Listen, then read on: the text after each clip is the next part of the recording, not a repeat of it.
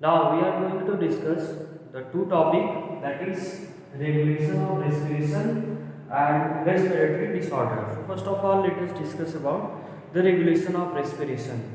In previous video lecture we have discussed about the transport of gases. So overall the process of respiration has done, but how the respiration or the rate of respiration regulated in our body on the basis of the gases or respiratory gases present in our body. So for to regulate the process of respiration or rate of breathing, there are some neural system present in our brain. So the brain is the central nervous system which control the all the metabolism of our body. So the process of respiration is also a metabolic processes, and due to metabolic processes the control of these processes also regulated by the neural system which are present in our brain. So what are the place or what are the regions in which the center to regulate the rate of breathing present in our brain? So the first region is present in our pons region. We have discussed or we know about the parts of brain. In brain there are three regions: forebrain, midbrain and hindbrain. So pons is the part of midbrain, and in midbrain the pons is the region that carry pneumotaxic center. So pneumotaxic center is control or regulate the rate of breathing in our body. The next is the medulla region. So medulla is the part of hindbrain, and in medulla region there are two center, or there are two area present to control or to regulate the process of respiration. The first area or the center is known as respiratory rhythm center. So how the respiratory rhythm center regulate the rate of breathing we discuss later. First of all, we need to know about these two. The second is chemosensitive area. The chemosensitive area also found in medulla region, adjacent to the respiratory rhythm center. Respiratory rhythm center is found just as adjacent to chemosensitive area. So chemosensitive area has the name chemosensitive. Chemo means the chemical. So the chemicals are carbon dioxide and hydrogen ion concentration.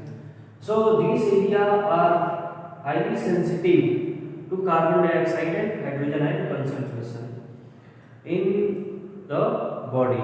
So on that basis, the chemosensitive area, if the carbon dioxide and hydrogen ion concentration level remain low in our body, so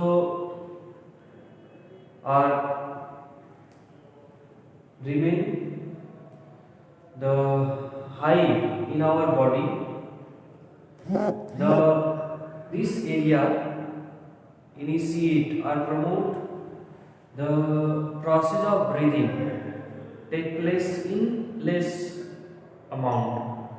But if the carbon dioxide level or CO2 level and hydrogen ion concentration remain higher in our body, so they leads to the release or the process of expiration taking place in high level.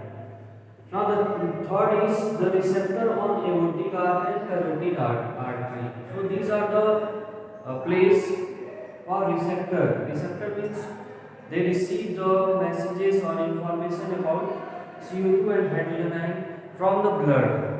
So blood, these are related. These are the pipes that through which blood remain carried.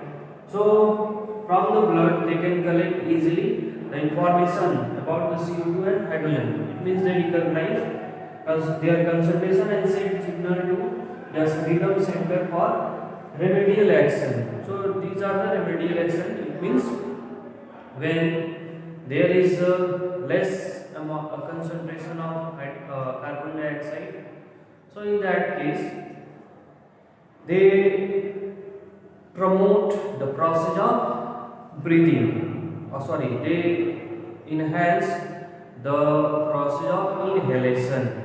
So or they promote in our alveoli, they promote the exchange of maximum oxygen inside our body than carbon dioxide, and at the tissue level they promote the process of respiration or the process of breakdown of glucose to release more amount of carbon dioxide.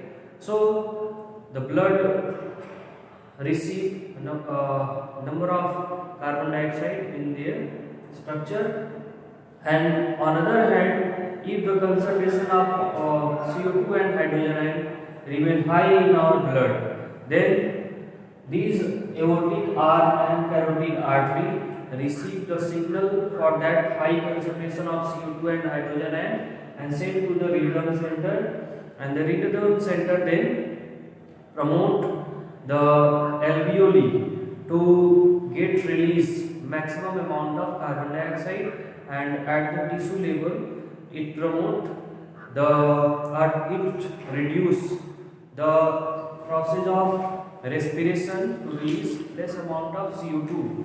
So in this way, aortic arch and carotid artery together are responsible for responsible to control or to regulate the process of respiration, and these are the receptors for this central nervous system. And now, so these are about the regulation of respiration. Now we will discuss about some respiratory disorder. It means the disorder related to our respiratory system. So in this first we will discuss about asthma. So asthma is the respiratory disorder in which the bronchiole and bronchioles remain infected, and in this case there is a breathing problem.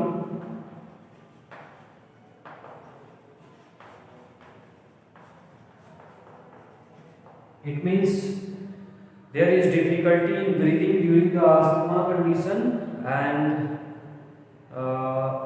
so there will be the less amount of oxygen need to be need by our body, so the body remain inactive at most of the time.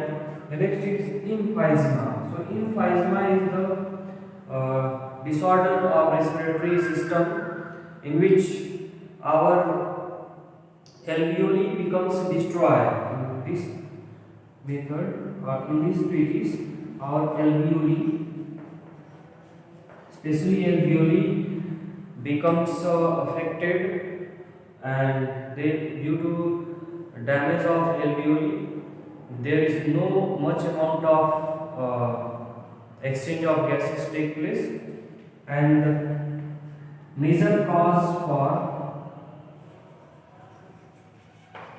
damage of alveoli is smoking. Smoking is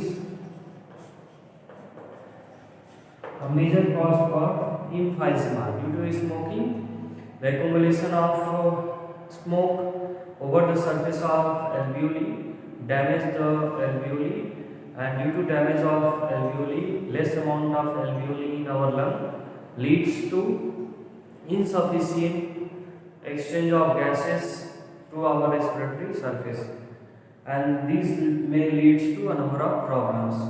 Now the third is occupational respiratory disorder.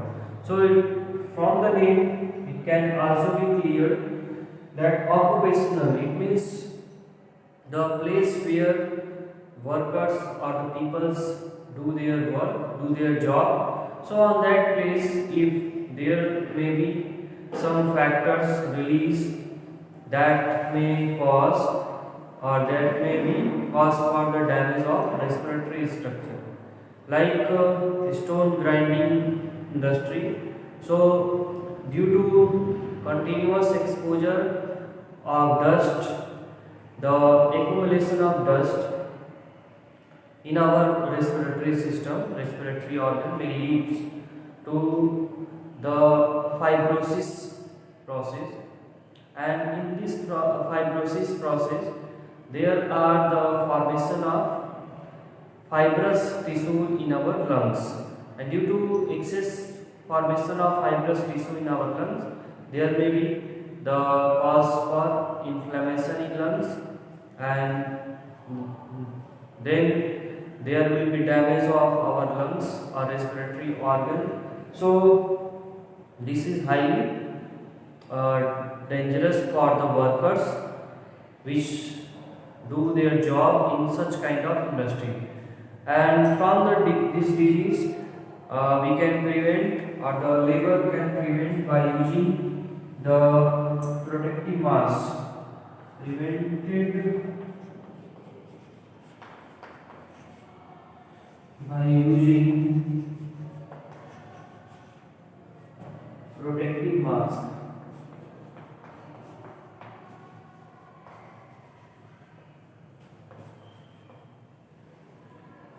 So these are the different kind of respiratory disorder in our syllabus, and in this video lecture we have discussed the two topics, that is regulation of respiration and the respiratory disorder. That's all. Thank you for watching this video.